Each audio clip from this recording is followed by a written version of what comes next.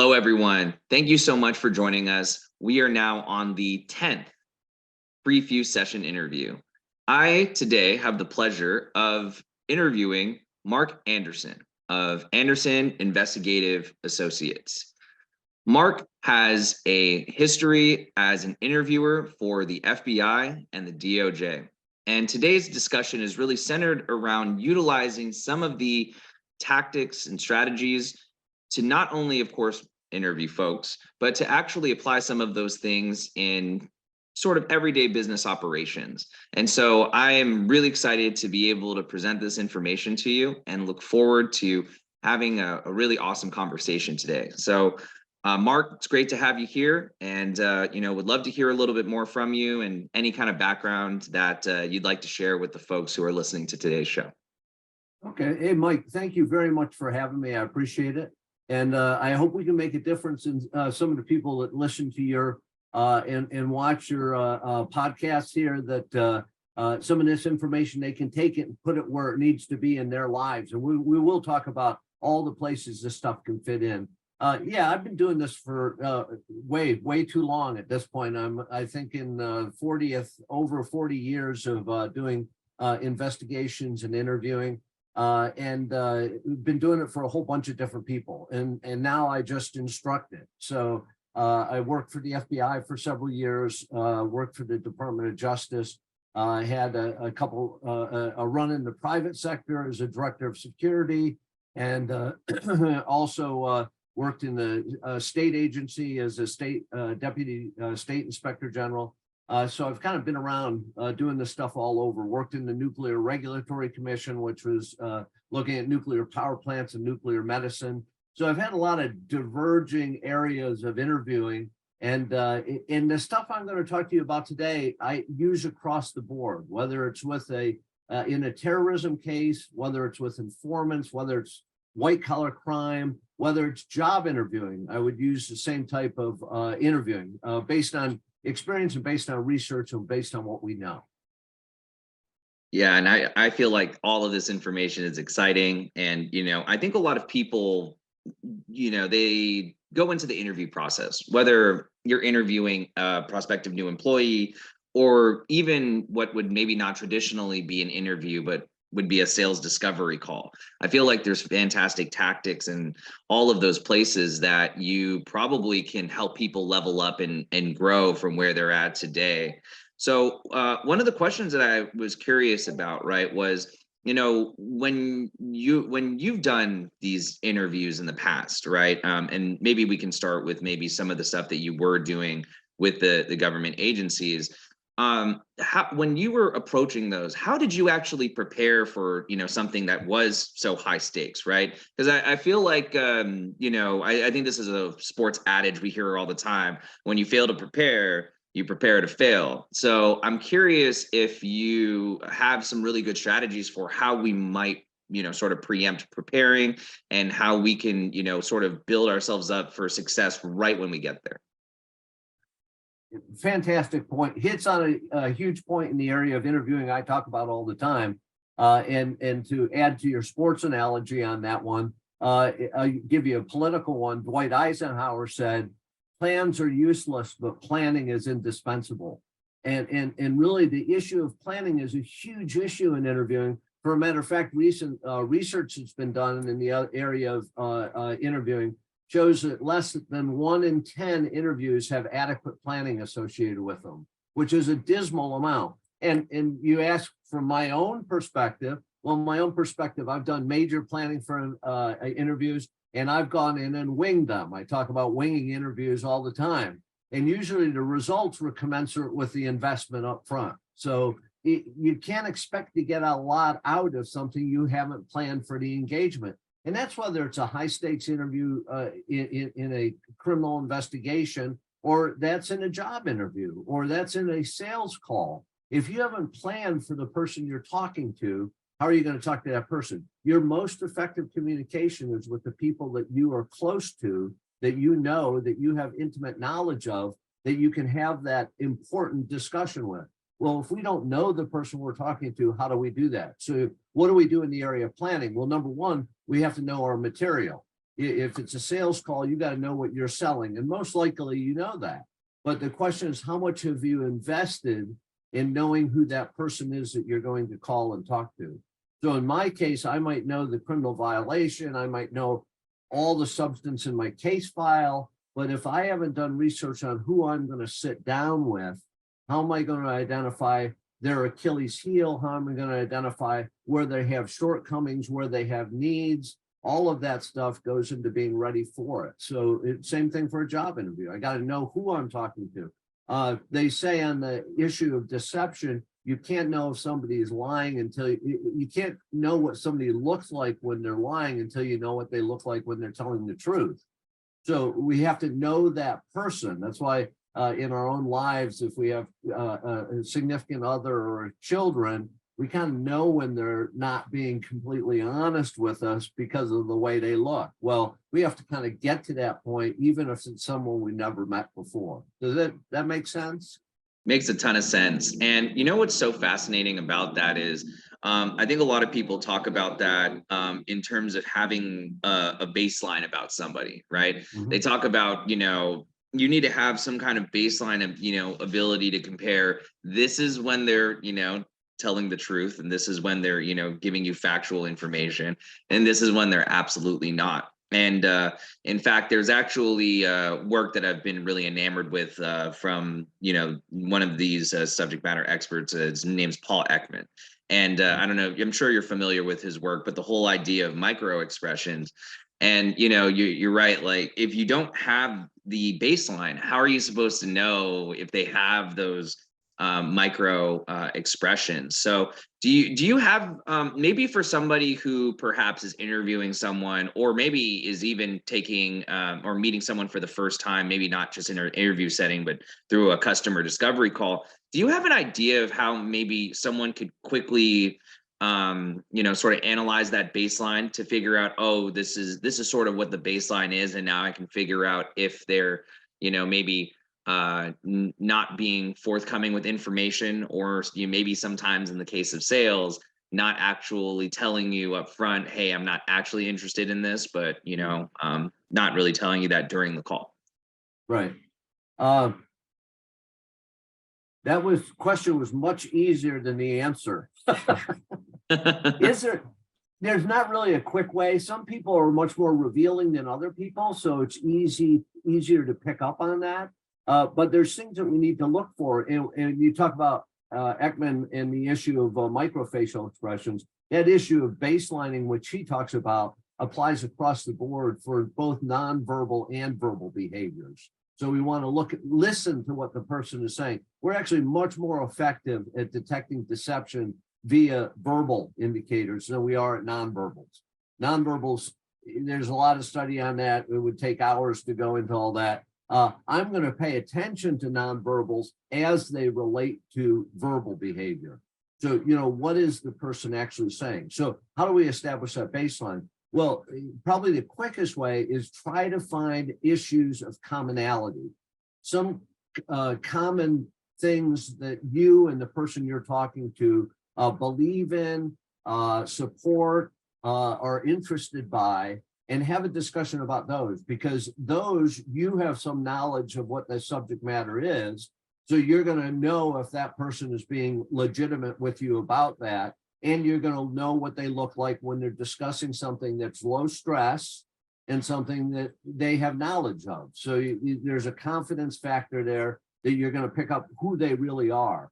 Then when you get into the subject of what you're trying to sell them or the job that you're going to hire them for, you want to look for deltas from that behavioral norm that you've already established. You're going to look for using qualifying words, words that end in ly. Ly spells lie. You pay attention to them. Usually, actually, those words leave room for the person to dance around things. So we're going to listen to those differences from what we've seen during the time that they were comfortable with what they were talking about. That's fascinating. The words of utilizing the words of L or that sound like lie, and even just using certain elements of language to almost act as indicators of somebody, kind of not being truthful with us. Because I think a lot of what people, and maybe perhaps this is kind of like my surmising of what some folks like to do. I feel like there's a lot of folks who try to catch you in a lie by what you say. So it's all like deductive reasoning, right? They're kind of just like always sort of having that they have that guard up consistently, and so they're filtering words and trying to see what parts of this make sense, right? And so when it comes to, as you mentioned, people who are initially people you haven't met before, it is a little bit more challenging. But what about perhaps in the sense of someone you do know well, but you might have actually perhaps put on the rosy colored glasses, right? And maybe how do we maybe suss out indicators of those types of people, if maybe we are actually our own mental block in terms of how we can determine if people are lying to us in that situation? Yeah, and there's again, a fantastic subject we talk hours about, those biases that are in us. We have that confirmation bias where we think the person likes us, they've acted like they like us. We like that we're liked. So then what they say, we tend to believe more than somebody that we don't like, even if they've actually given us a line of bull the whole time and they don't like us at all. So we tend to accept it. So we have to apply the same thing. And I just did a series of blogs on this issue. And, as we talk here today, if there's people that want more on this stuff and want to reach out to me, they're more than welcome to do that. But I just did a series of blogs on 3 things that are really desperately lacking today. Our ability to active listen, to really fully engage and listen to what the person is saying. Coupled with that is the issue of critical thinking.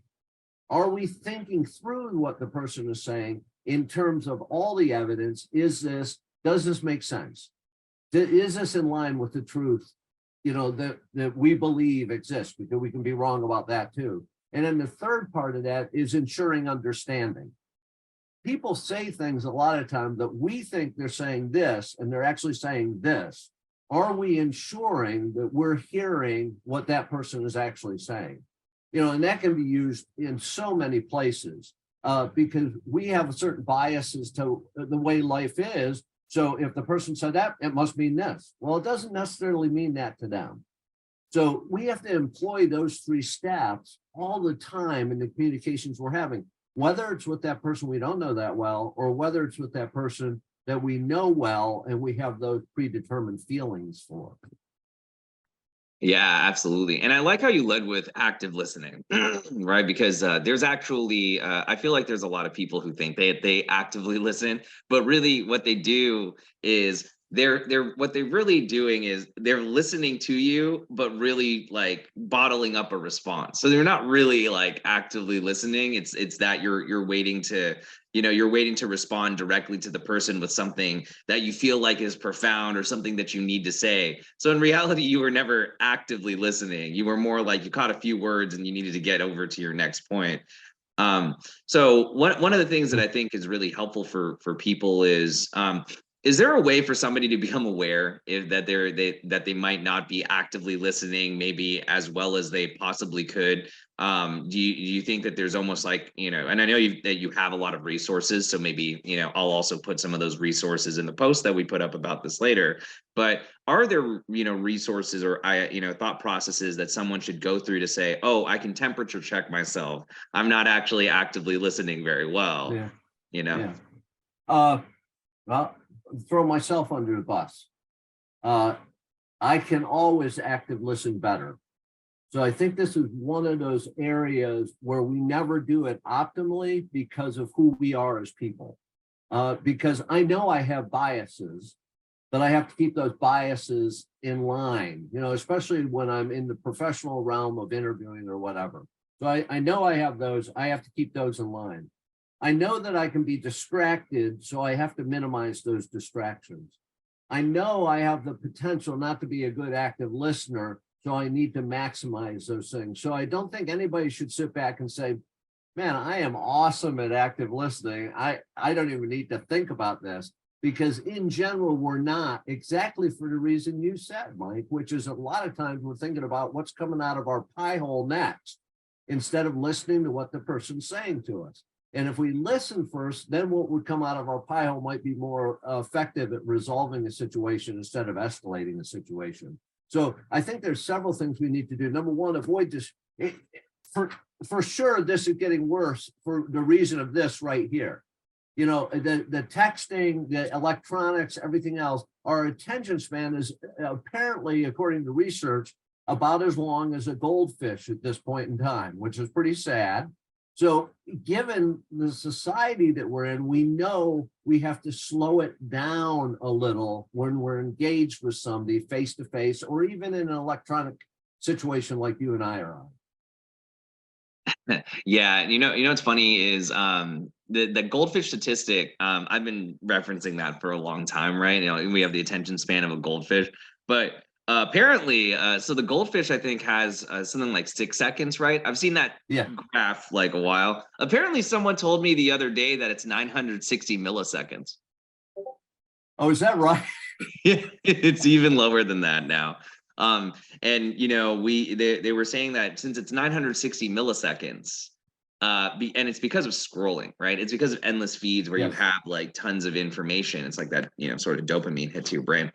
And it makes sense, right? Because if you think about it, and this is why I think it's so important to be able to be very engaging in your first initial, like, hey, you only have X amount of seconds to get somebody interested in what you're doing, because really it's just where our attention spans are right now. So I know that there's, people who look at, or who have developed sort of strategies or even entire books around how you can engage people right within that window.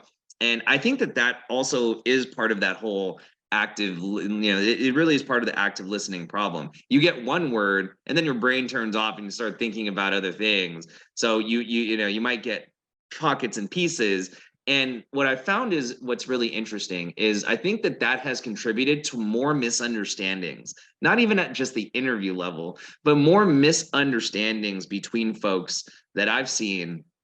And it's just so funny that someone will say, well, I thought you said this. It's like, no, I said all of these things and, asked you to do that. And it's like, oh, well, I guess I must have forgot. And it's not that people forget. It's that it never went in there in the first place. Never registered. That's right. Yeah. Right. Do you have ever had more misunderstandings than you do when you text somebody? Yeah. You know what I mean? We text in such small snippets. I remember my wife would text me stuff, and I'd text back and forth a couple times, and I was like, screw it, pick up the phone, call, because this conversation's not going well, because there's nothing with it other than a couple words, So I think that's the problem. And you can see how that's a huge problem in the realm of interviewing, where I'm asking you to invest in this person, develop rapport with this person, develop commonality with this person. Man, we are way outside the millisecond realm at this point, So if we can't do it, we're really screwed. Yeah, definitely. And when you get yourself, I think a lot of it is a couple things. First of all, right? I think that even having some of the, sort of communication devices has not only allowed us to, or not only kind of shortened the attention span, but by allowing you to kind of, get your reach of information to all sorts of places, it almost has, in a sense, caused us to, I think, have a lack of communication that's a little unsettling. I've found, it's like I feel like people sometimes have forgotten how to have an actual conversation with people, right?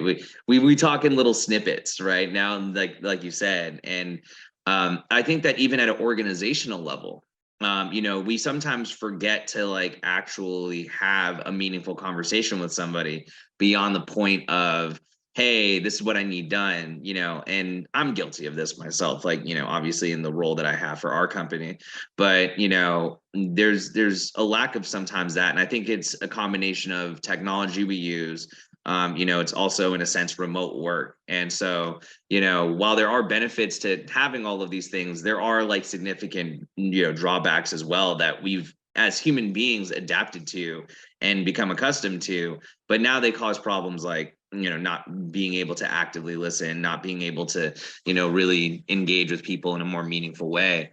And so, I think that they all sort of piece together in this strange puzzle that we call the digital world. Yes, I absolutely agree. So, in your time, when you've been interviewing people and you've gone through this whole, sort of process, right? And we've talked about preparation and we've, sort of looked at how we can kind of discern body language. What are some of the other major aspects of an interview that maybe people are overlooking that they might think, oh, I came here, I asked them questions. What are some of the parts of that process that someone might be overlooking that they think they might be doing a good job at, or they might not even be considering at all? Well, I mean, first thing I go to is the subject of rapport, creating rapport with the person we're talking to.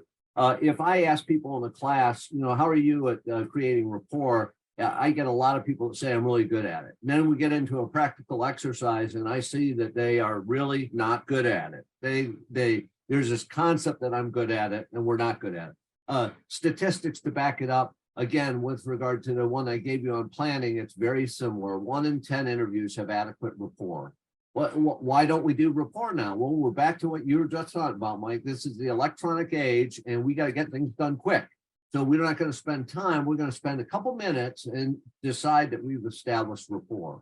We're not good at establishing rapport at a level that it makes a difference. We talk about the weather, we talk about the favorite sports team, and then we're on to the interview. That's done nothing to reveal to me who you are. So, rapport is a huge issue that we don't spend enough time on, especially if it's I would say a job interview where you are looking to hire this person, they're going to be working for you. It's worth spending time on it. Certainly an interview in a criminal or administrative realm, I got to get to know this person if I'm going to get them to tell me they did something wrong. They didn't come there with the idea of saying, hey, yeah, it was me. So I got to move them to that point. So rapport would be a huge one. And we don't do it effectively, and we have to learn how to do that effectively. The other one I'd couple with that quickly, and then I'll end this on that one, is asking questions right. We don't ask questions right. We ask a lot of questions that cause us to have to work harder. And so that, and the more questions we ask, the more chance we're going to make a mistake in a question. And then the person that we're talking to is going to hone in on our mistake rather than on the question at hand. So we have to ask questions, good questions, effective questions, well thought out questions, and that involves planning. So now we're back to planning. So those would be the two I'd bring up right off the bat: is rapport and questions.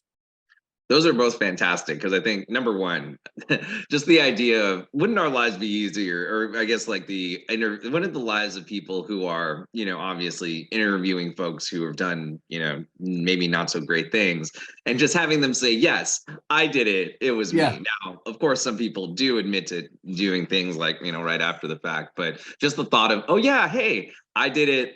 Thank you so much for catching me, that aspect. But one of the things I think is so important, I think in any first time interaction is building that rapport. And there was, I forget what the name of the book is, but I believe it was written by someone who had done, sort of like hostage negotiations, and he then created a book about negotiating for, doing better deals and like business and stuff like that.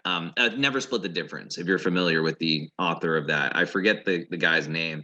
And one of the things he talks about is building rapport. And I think that building rapport sometimes I feel like gets caught in the realm of only being in sales, that people don't effectively want to invest their time in learning how to do so.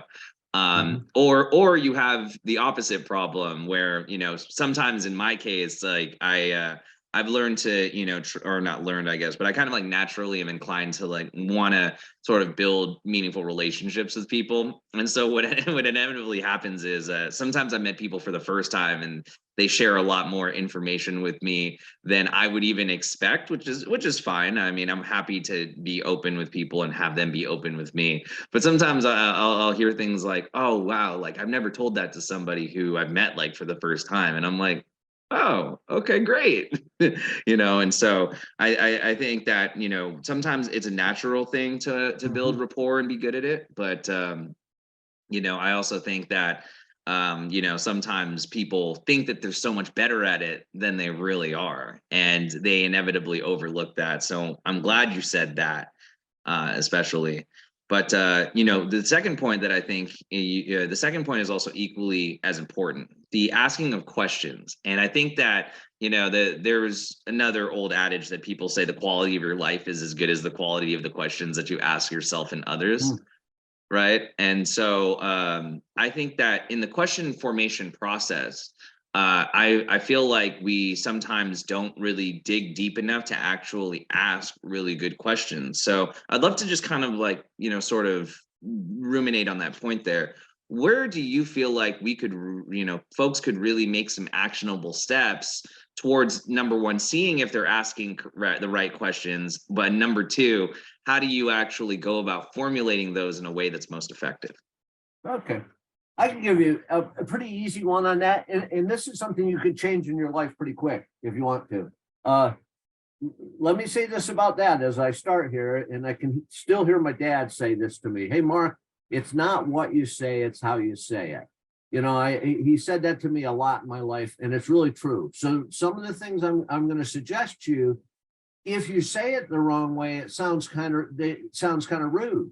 But if you've established rapport and you ask it the right way, the people will actually appreciate that polite yet assertive communication. So let me say that as a preference. Number one, stop asking yes/no questions.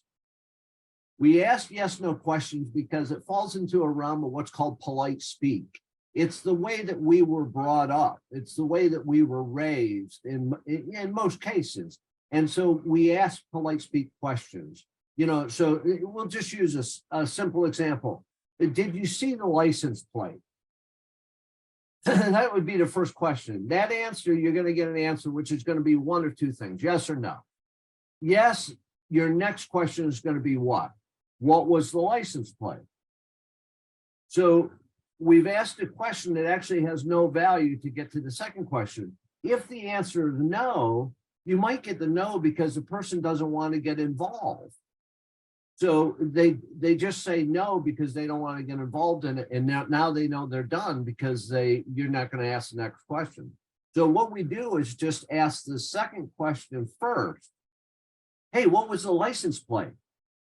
Now that's called an assumptive question because that implies that I think you know the license plate. Now, that if you say that rude, it could be accusational, but if it's like, what was the license plate? The person's now thinking you think they know the license plate and they're going to give you something. Or the person that, and if you didn't see the license plate, you're not going to make up a license plate to give me. You're going to say, I don't know, I didn't see the license plate. Well, now you've benefited from that question by getting a narrative answer, not a yes/no answer, and you have a better ability to detect deception in the narrative answer than in the yes/no question.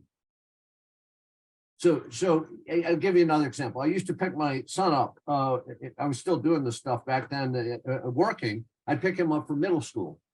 If you have kids and you're listening to this, don't ever ask the question, do you have homework tonight? Because they're conditioned to absolutely say no. So it became a joke with him and I as to how I was going to ask about that. I would say, how many subjects do you have homework in tonight? From easiest to hardest, what are your homework assignments?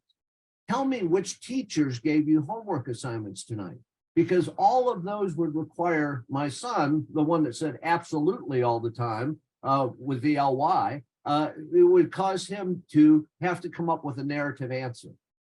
in that narrative answer, then I have a greater ability to detect deception.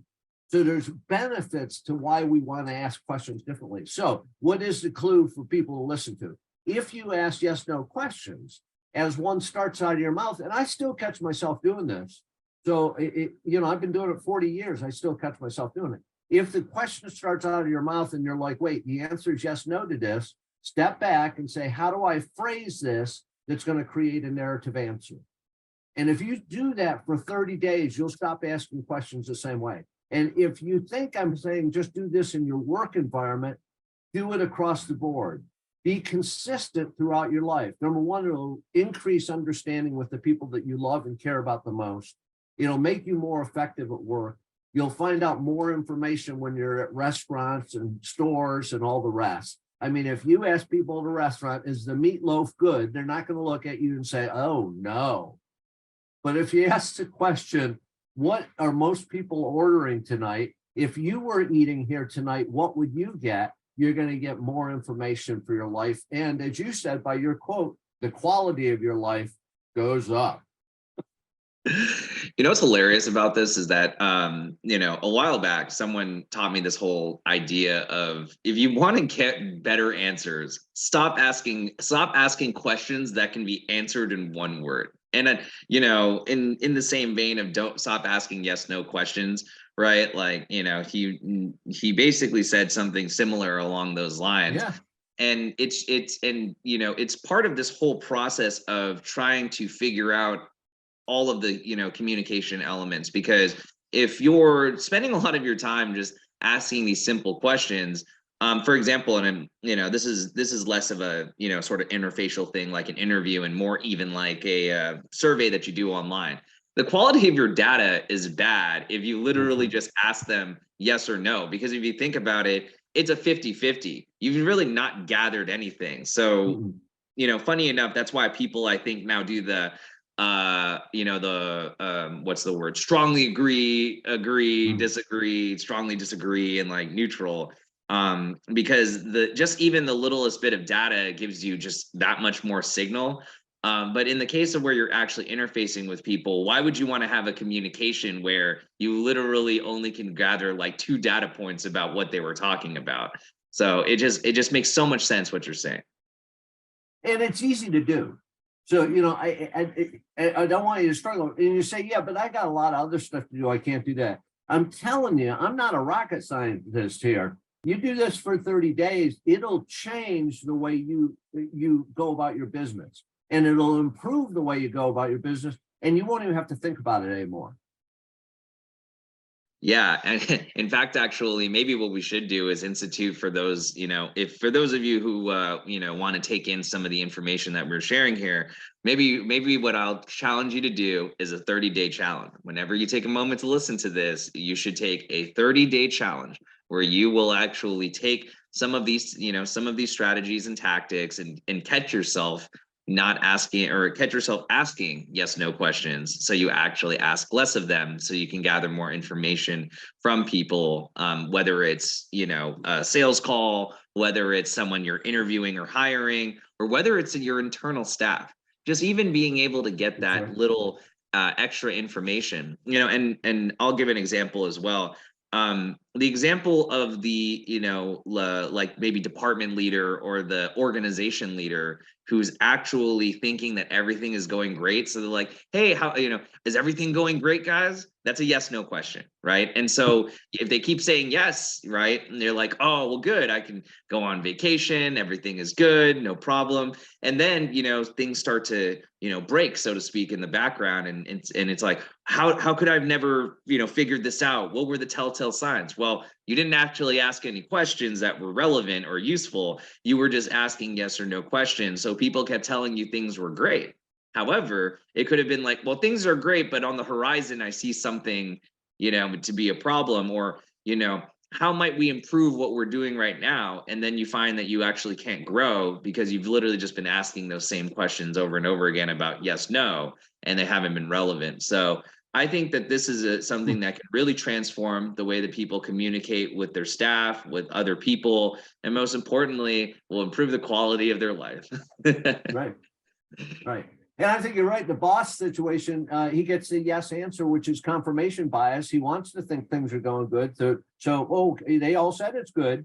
You know, and you're Mike, you're absolutely right, because I'm preparing curriculum for leadership training for an organization where I'm putting in this communication stuff, because we know it's lacking in people and how they're dealing with the charges that are working for them. You know, the people that they're responsible for, how much are they investing?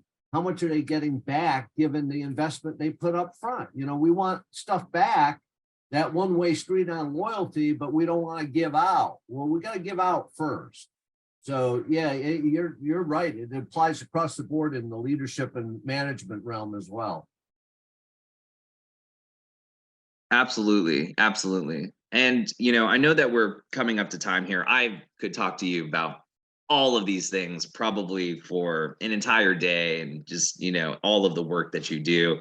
But I would love to just give you a moment to, you know, share some of the, you know, materials and some of the you know, things that you are working on currently, you know, to share with the audience, just so that if they really valued some of the, you know, information that you've provided here, that they could easily find you, or, you know, they could find a moment to connect with you on LinkedIn. So feel free to, you know, share maybe a little bit about how, you know, people could get in touch with you, and, you know, how they can have a conversation. Okay. And believe me, I say this, I do this training all around the country, and I say this all the time. If you are struggling in one of these areas and you need something, reach out to me. I'll provide whatever I have, or we'll search the answer out together. If I don't have the answer, I probably want to find it with you. So we'll look for it together and get to it. You can get a hold of me any sorts of way. Hook up. You can connect with me on LinkedIn. I think, Mike, that's where you and I connected first, right? LinkedIn? Yes, absolutely. Okay. Yes, it was Okay. LinkedIn. You can reach out to me and email. The website is andersoninvestigative.com. And there's a bunch of material on there. If this stuff interests you, I think there's 55 blogs on there at this point, and you know, video snippets and all the rest of the information of what we do. There's my telephone numbers on there. You can call me if you want. We're a huge operation. My wife owns the company and I work for her. So you might have to wait a day or two for me to get back to you. We don't have a whole lot of support staff. The dog and the kids won't do much. But I'll get back to you. And Mike and I are kind of a weird connection here, because you know, I'd come from the law enforcement realm, and I've done law enforcement stuff across my career. But at this point, I'm teaching, because this stuff applies across the board. That's one thing I want you to get from this. Don't say, well, this guy's you know, he was a Fed and he did criminal investigations. It doesn't matter. This is how I deal with my family. This is how I deal with people I meet. This is how I interact with people across the board in my life. And I think it means it makes for good. Mike and I did not know each other a month ago. He set up, he was the motivator for the Zoom call, apparently because he's a natural extrovert and knows how to create rapport, and I'm not. So I let him reach out to me, and we chatted for an hour. And that's how we connected. And I felt a connection with him, so I'm willing to do anything for him. So that's kind of how I end up here, right? So this stuff applies wherever you are. If you don't want to use it at work, use it at home. If you don't want to use it at home, use it with the people that matter most in your life. So what we do at this point is we travel around the country, and I do training for different groups. I do training for federal law enforcement. I do training for banks. I did training for Uber out in San Francisco. So it's whoever recognizes that we need to improve our communication skills. We need to get more out of our relationship with people. And I think it'll only increase more because of this electronic device that is causing us to not communicate the way we used to. So it's kind of old school communication. That's what we do. I'm more than willing to answer questions for any of you, and you're more than willing to connect with me, and I'll help you any way I can. How's that? Is that okay? No, that was more than okay, and didn't realize that you'd done some, you know, trainings for some of these other folks as well. So You know, that was I'm gonna have to actually ask you that on maybe a follow-up someday. You know, obviously, and would love to hear stories about how you've helped, you know, tech companies and things like that. Because I think sometimes people think that, you know, because of what people do, they only exist in application realms that are super close to it. So, but in any case, though, thank you so much for today's conversation, Mark. It was, you know, it had so many great nuggets and, you know, really, yeah, awesome information about all of these ways that we can interview people, all of these ways that we can connect with people in a more meaningful way, and also understand how we can sort of suss out all of these points as well. So I just really appreciate you for the time, and look forward to being able to put this up for this FreeFuse session. So thank you so much, everybody, for taking the time to listen, and we hope to see you at the next interview. Thank you.